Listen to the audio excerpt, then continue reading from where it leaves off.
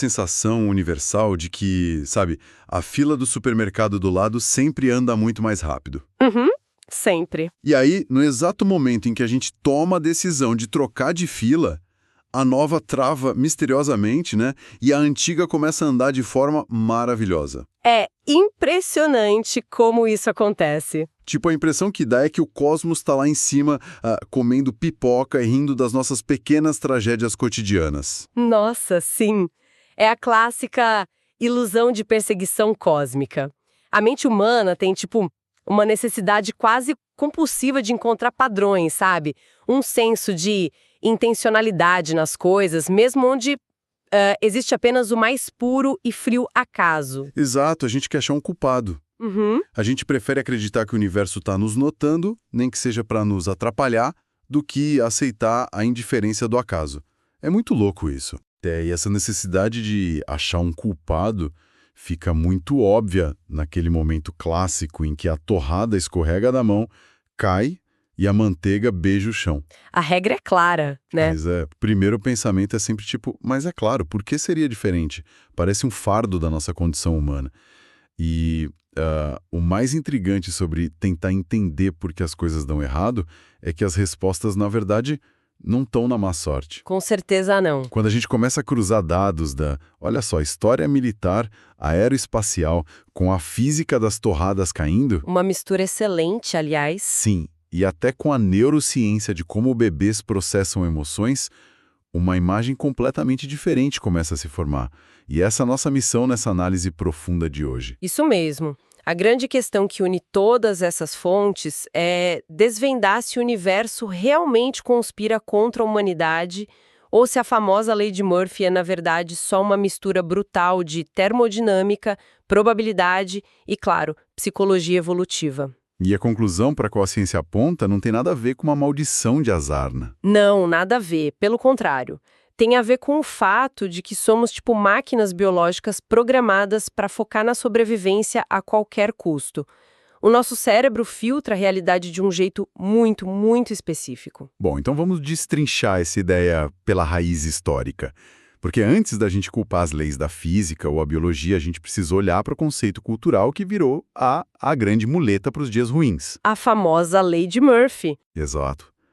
A lei de Murphy é sempre o ponto de partida. Todo mundo repete aquela velha premissa fatalista de que se algo pode dar errado, dará. Só que, olhando para os registros históricos das nossas fontes, essa frase foi completamente desvirtuada ao longo do tempo. Totalmente desvirtuada. O que a cultura pop chama de lei de Murphy costuma ser, na real, outras leis informais que são bem mais sombrias. Tipo quais? O fatalismo absoluto, por exemplo, se aproxima mais da lei de Sod. Lei de Sod. Isso. Que é aquela crença pesada de que a falha é um destino inevitável, sabe? Ou pior ainda, tem a lei de Finagle das negativas dinâmicas. Nosso nome já soa terrível. Né? Essa lei adiciona a crueldade do tempo. Ela diz que o erro não apenas vai ocorrer, mas ocorrerá no pior momento possível. A lei de Finagle foca na ideia de múltiplas variáveis conspirando como um catalisador para o desastre, bem naquele instante mais inoportuno. Mas espera aí, se essas são as visões pessimistas, de onde vem a lei de Murphy original, então? Porque os registros do projeto MX-981, lá na base aérea de Edwards, em 1949, eles contam uma história bem diferente dessa, né? Muito diferente. O objetivo da Força Aérea Americana na época era testar a tolerância do corpo humano à extrema força G. Certo. Eles usavam voluntários amarrados em trenos movidos a foguete. A loucura total. Total. É um cenário onde um erro não significa apenas tipo um atrasozinho na agenda. Significa uma fatalidade, alguém morre. Nossa, e foi aí que o engenheiro aeroespacial, o Edward A. Murphy Jr., percebeu um problema, certo? Isso. Ele percebeu que um conjunto de sensores críticos tinha sido instalado de trás para frente. Inacreditável. E a reação dele a esse erro humano é o que deu origem à regra. A intenção do Murphy, ao formular essa lei dele, não passava nem perto de lamentar sorte cósmica. Ele não estava resmungando do universo. De jeito nenhum. Foi uma exigência rigorosa de excelência na engenharia. A mensagem central dele era super direta. Se existe alguma maneira de montar uma peça de forma que resulte em um desastre, Algum técnico, em algum momento de cansaço ou distração, vai fazer a montagem dessa maneira. O erro humano é inevitável. Exato. Então, a obrigação ética do engenheiro é projetar o sistema de forma que seja fisicamente impossível conectar a peça do jeito errado. É o nascimento do conceito de design defensivo, sabe? Ah, entendi. Então a cultura pop inverteu completamente o significado do negócio. A verdadeira lei de Murphy não é um atestado de derrota. É tipo o discurso de um técnico de futebol extremamente exigente antes de uma final de campeonato. Adorei a analogia. É bem por aí. Tipo, se a defesa tiver um único ponto cego, o time adversário vai achar essa brecha e vai marcar o gol. Então não se trata de ficar chorando o azar de tomar o gol. Trata-se de criar um esquema tático tão robusto que a falha humana se torne irrelevante. Uhum. O Murphy estava exigindo perfeição preventiva em sistemas que eram muito complexos. E essa tentativa de remover o peso do azar e focar na inevitabilidade fria dos sistemas é algo que aparece de forma muito elegante até na ficção científica moderna. Eu tô lembrando das fontes falando sobre o cinema. Sim, o diretor Christopher Nolan explora exatamente isso no filme Interestelar. A personagem Murphy recebe esse nome em homenagem à lei de Murphy. E ela não gosta do nome no começo, né? Não gosta. E quando ela questiona o pai sobre ter o nome de algo ruim, ele a corrige. Ele explica para ela que tudo que pode acontecer, acontecerá. E essa cena é fundamental porque retira qualquer peso moral da equação, né? A natureza não julga o que é bom ou ruim para quem está lá. Dentro daquela exploração de dimensões superiores, da física teórica que o filme propõe, trata-se de pura inevitabilidade matemática. Exatamente. Tudo que tem a probabilidade de existir no tecido do espaço-tempo simplesmente vai se manifestar. Não tem malícia nenhuma do universo. É uma neutralidade absoluta. E, curiosamente, o comportamento humano diante dessa complexidade acabou gerando outras leis satíricas que ajudam a ilustrar como nós mesmos criamos os nossos próprios problemas. Ah, sim, as leis menores. Isso, a lei de Parkinson, por exemplo. Ela dita que qualquer trabalho vai se expandir até preencher todo o tempo que foi alocado para ele. Nossa, isso é a cara de quem trabalha em escritório. Total. Se um relatório pode ser feito em 2 horas, mas o prazo final em 1 semana... A execução vai se arrastar por uma semana inteira, com certeza. Sem dúvida. E também existe a lei de Murphy, e é Murphy mesmo com as letras trocadas propositalmente. Essa é maravilhosa. A lei de Murphy é o ápice da ironia da internet. Ela estabelece que, se alguém for criticar a gramática ou a ortografia de outra pessoa numa mensagem pública, quem está criticando vai cometer um erro de digitação na própria crítica. É clássico.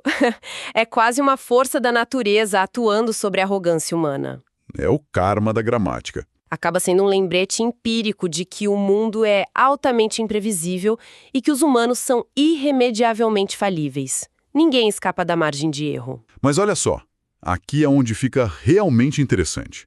Se a ideia original do Edward Murphy era fazer a gente prever e bloquear as falhas lógicas no papel, por que no mundo puramente físico a sensação de que o acaso tem alvos favoritos continua tão forte? É a velha questão da torrada. Sim. É impossível ignorar a física da torrada caindo com a manteiga virada para baixo. Parece o exemplo definitivo de que o universo quer de propósito sujar o nosso tapete. Só que isso não é folclore, né? Existem dados sérios sobre o porquê disso acontecer nas nossas fontes. Pois é, virou um fenômeno que deixou de ser piada de café da manhã e virou objeto de estudo científico rigoroso. Porque, durante muito tempo, o pessoal assumia que a chance da torrada cair com a manteiga para cima ou para baixo seria um simples cara ou coroa. Um empate de 50-50. Isso, mas em 1996, o físico Robert Matthews publicou uma teoria argumentando que o ambiente humano é fisicamente enviesado contra a torrada. O ambiente inteiro conspira contra o pão. Exato. E para provar isso na prática, em 2001, organizaram um experimento colossal lá no Reino Unido. Milhares de crianças em idade escolar documentaram mais de 21 mil quedas de torradas das mesas de jantar delas. 21 mil? 21 mil quedas. E os resultados foram incontestáveis. A torrada aterrissa com a manteiga para o chão em cerca de 2/3 das vezes. Caramba! 80 e tantos mil pães depois na história da humanidade, a ciência finalmente prova que a frustração matinal é real. Mas a causa física quebra qualquer intuição da gente, né? Porque a primeira suposição lógica que vem à mente seria culpar o peso da manteiga. É o que todo mundo acha. A lógica diz que o lado amanteigado é mais pesado, logo a gravidade vai puxar esse lado para baixo mais rápido. Não é isso? Não, essa é a armadilha do senso comum. A massa de uma fina camada de manteiga é aerodinamicamente irrelevante para alterar a trajetória de uma fatia de pão numa queda tão curta. Sério? Não tem nada a ver com peso. Nada a ver com peso. A verdadeira causa tem a ver com altura e rotação angular. Tudo se resume a duas constantes físicas do nosso dia a dia: a altura média das mesas e a forma como o pão escorrega da borda. Tá, como assim? É que, quando a torrada é empurrada, o centro de gravidade passa do limite da mesa, certo? E aí ela começa a pivotar e girar no ar. Ah, entendi. Ela não cai reta como uma pedra, ela mergulha girando. Exatamente. O ponto crítico é que uma mesa de jantar padrão que é projetada para nossa ergonomia humana não tem altura suficiente para permitir que a torrada complete uma rotação inteira de 360 graus antes de colidir com o chão. Não dá tempo dela dar a volta. Não dá? O espaço aéreo entre a borda da mesa e o tapete permite apenas meia rotação.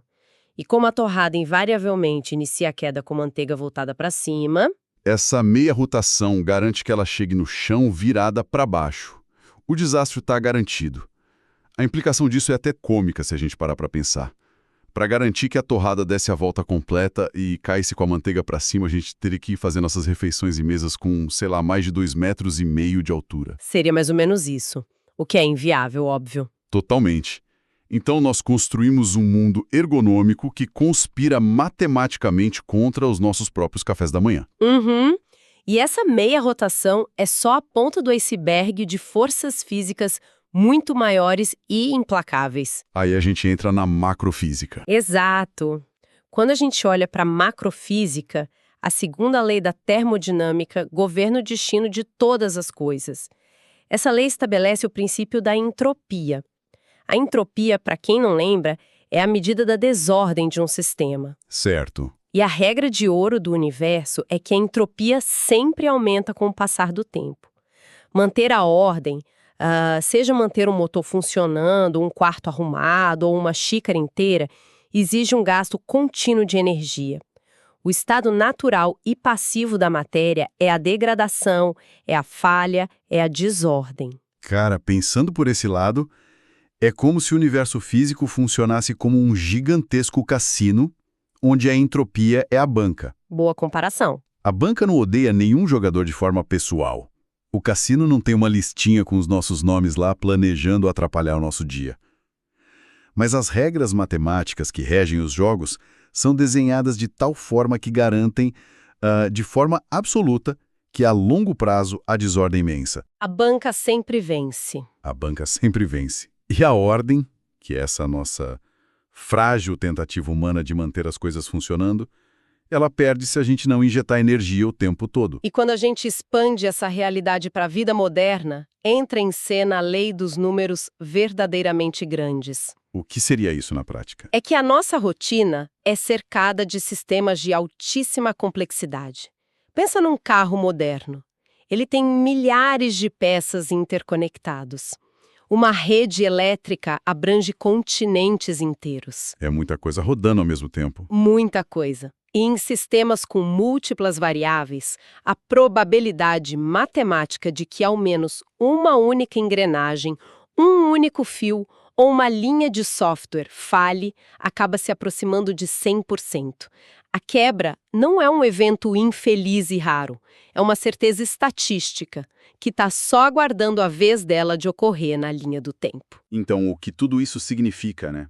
A termodinâmica explica por que as engrenagens quebram e a altura da mesa explica por que a torrada suja o chão. Mas isso deixa um vácuo imenso quando a gente olha para a psicologia. Como assim? É que, a água sai quente do chuveiro milhares de vezes.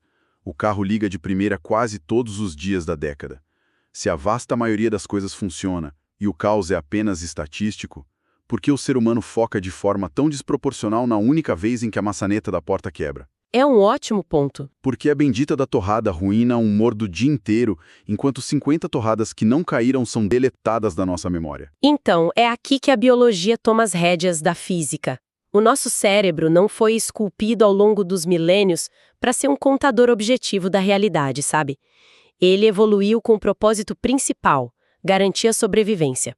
E a ferramenta primordial para isso é o viés de negatividade. A gente sempre foca no pior. Sempre.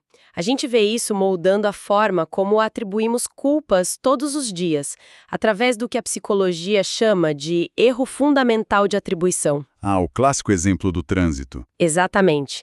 Quando um motorista desconhecido faz uma manobra perigosa e corta a nossa frente, a nossa reação instintiva é focar na ameaça e atribuir uma falha moral àquela pessoa, tipo, nossa, é um irresponsável, é um risco para a sociedade. Mas e quando a gente faz a mesma coisa? Ah, quando nós cometemos o exato mesmo erro e cortamos alguém, a racionalização interna entra em cena na mesma hora.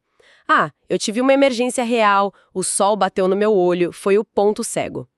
A mente humana sempre se posiciona como a heroína lutando contra as circunstâncias, enquanto o outro é reduzido a um vilão de essência má. E o viés de confirmação entra de mãos dadas com isso, né? A memória humana age como um fotógrafo que só revela as fotos dos acidentes. Aquela única vez em que a fila do banco demorou 2 horas, fica gravada lá em alta definição porque gerou um pico de cortisol, um estresse absurdo. Já as centenas de vezes em que o atendimento levou 5 minutos, elas evaporam, simplesmente porque a normalidade não exige nenhuma adaptação do cérebro. Não tem necessidade de gravar a paz, né? E a neurociência moderna consegue registrar essa diferença de processamento literalmente acontecendo em tempo real. Sério? Dando pra ver no cérebro? Sim. Quando os cientistas mapeiam as ondas cerebrais por meio de potenciais relacionados a eventos que a gente conhece pela sigla ERP, os resultados mostram uma assimetria brutal. Como funciona esse mapeamento? Olha, se o cérebro adulto é exposto a uma sequência de imagens neutras ou positivas, a atividade elétrica flui de um jeito ali normal. Mas assim que uma imagem com teor negativo ou ameaçador aparece no monitor, O que acontece? a amplitude da onda cerebral no córtex dá um salto gigantesco.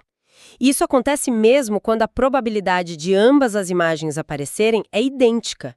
A mente processa a ameaça de forma muito mais profunda e desvia uma quantidade massiva de recursos computacionais, digamos assim, para analisar o que há de errado ali. Mas, vem cá. Essa fiação neurológica já vem de fábrica? Tipo, um recém-nascido já vem ao mundo enxergando o copo meio vazio e procurando os perigos na sala? Por incrível que pareça, não. O começo da vida é o oposto disso. Mesmo? Sim.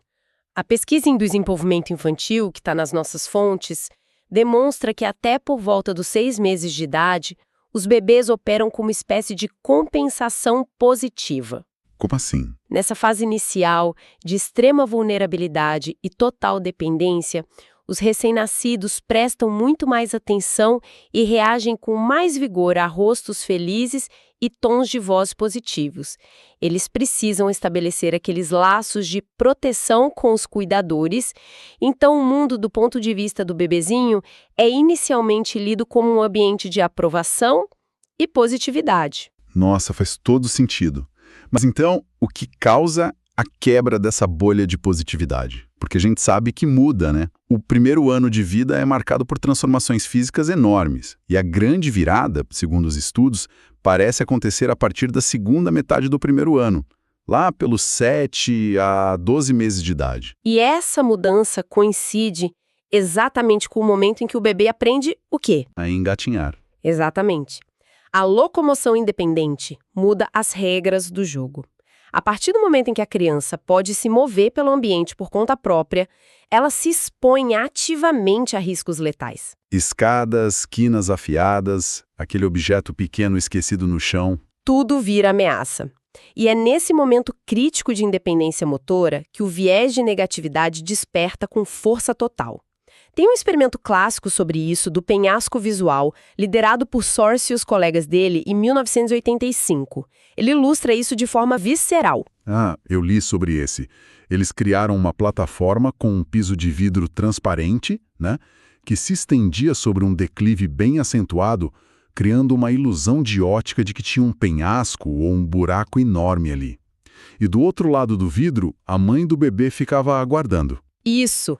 E a genialidade desse teste está na reação dos bebês às expressões faciais das mães. O vidro era seguro. Fisicamente, eles podiam atravessar sem problema.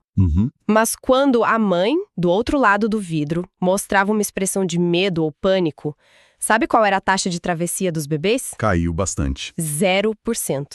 Zero. Nenhum único bebê ousou engatinhar sobre o suposto penhasco.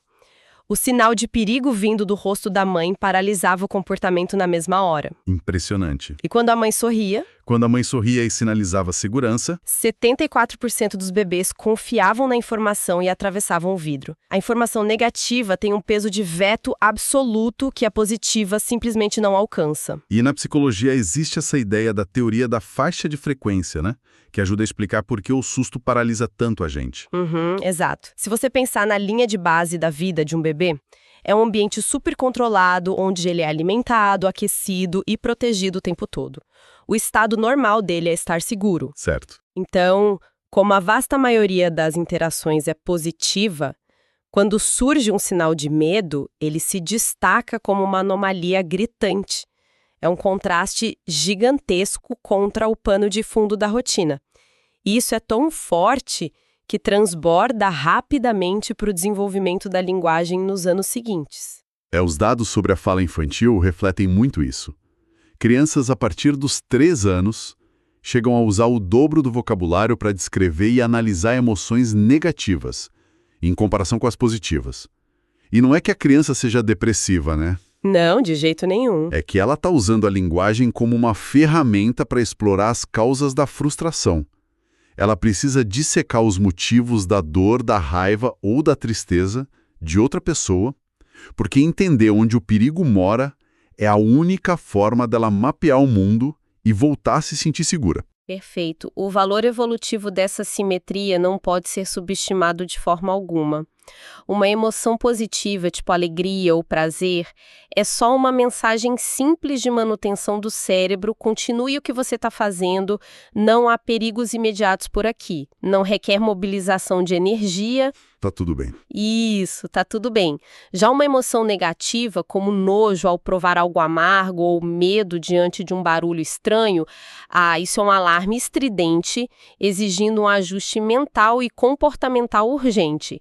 Nas planícies ancestrais, ignorar uma árvore cheia de frutas significava apenas ficar com fome até a próxima refeição, mas ignorar um estalo nas folhas secas, que poderia muito bem ser um predador, Significava ser removido do pool genético para sempre. Game over. literalmente game over. A nossa biologia foi selecionada ao longo dos milênios, premiando a paranoia. Sabe, o cérebro humano, visto por esse ângulo, lembra muito o funcionamento de um alarme de incêndio no teto de casa. Gostei disso. Como assim? Tipo, o alarme não foi fabricado para emitir um som agradável, né? Ele não se importa minimamente se aquele barulho estridente vai interromper uma conversa legal na sala ou arruinar o sossego da tarde de domingo. O único propósito da existência dele é gritar o mais alto possível para garantir que a casa não queime com todo mundo dentro. Sensacional essa analogia. A negatividade, sabe? Essa nossa obsessão com as falhas, os atrasos e as coisas quebrando é basicamente um alarme de incêndio evolutivo disparando nas nossas cabeças. Ele é irritante, ele é desgastante, mas é a razão de estarmos vivos para reclamar dele em primeiro lugar. E o detalhe fundamental de um sistema de alarme é que ele é sempre calibrado para falhar para o lado da precaução extrema. É imensamente mais seguro ter 99 alarmes falsos disparados, sei lá, pela fumaça de um bife queimando na panela, Do que falhar em detectar o único incêndio real que ia consumir a casa toda. Exato, o viés cognitivo para o erro é o custo embutido da nossa sobrevivência. Então, para quem está acompanhando a gente agora, a grande sacada de cruzar todas essas pontas, desde lá da engenharia aeroespacial e da física de objetos em queda, até as reações neurológicas no nosso córtex, é o imenso alívio que tudo isso traz. O alívio gigantesco. Porque quando o pneu fura na chuva ou quando a fatia de pão amanteigado se espatifa no chão da cozinha, a reação visceral é culpar o universo rancoroso. Mas entender que o mundo material sofre de entropia constante e que a nossa própria biologia amplifica esse atrito de propósito Isso nos permite voltar lá para o ensinamento original e brilhante do Edward Murphy. Uhum. Sabendo que os sistemas quebram e que a mente vai hiperfocar nessa quebra, o caminho lógico é investir pesado no design defensivo da nossa própria rotina. É antecipar a falha estatística sem levar para o lado pessoal. Isso é crucial. A gente poupa a mente de travar batalhas emocionais inúteis contra as leis da termodinâmica. Não dá para brigar com a gravidade e a entropia. Não dá. Aceitar a mecânica por trás do que parece ser um caos é de fato o primeiro passo para desenvolver resiliência mental. O nosso córtex cerebral vai continuar acendendo aquelas luzes vermelhas todos os dias. O verdadeiro controle, no final das contas, reside na nossa consciência de observar esse alarme soando, avaliar o ambiente e decidir desligá-lo ao perceber que não tem nenhuma ameaça real ali. É só uma fila lenta no trânsito que em breve vai andar. Exatamente. Não é um tigre dente de sabre. E isso tudo, no fim das contas, levanta um ponto muito intrigante sobre o futuro dessa nossa mesma mente humana. Opa, qual? Pensa bem, por centenas de milhares de anos, as pessoas usaram esse forte viés de negatividade e o foco aguçado em falhas para sobreviver na selva, fugir de animais ferozes, construir abrigos seguros. Mas hoje, o cenário mudou completamente. Mudou muito. A humanidade está treinando ativamente redes de inteligência artificial e algoritmos globais baseados nos oceanos de dados gerados na internet todos os segundos. E como a biologia nos obriga a focar, engajar e registrar os perigos, esses dados estão intrinsecamente saturados de medos, tragédias, críticas e indignação em massa. O famoso engajamento pelo ódio, né? A gente clica no que assusta ou irrita. Exato. E aí vem a questão. Se os sistemas do amanhã aprendem a enxergar o mundo puramente através dessa nossa produção de dados, será que não estamos ensinando as máquinas a herdarem a nossa paranoia pré-histórica? Será que, em vez da gente superar o medo, nós estamos programando a tecnologia do futuro para olhar para a realidade com a mesma desconfiança com a qual o primata antigo olhava para a escuridão da caverna? Uau! Essa é daquelas para deixar a gente sem dormir à noite. Pois é. Para quem está ouvindo, fica aí essa reflexão profunda para terminar o dia. Até a próxima exploração, pessoal.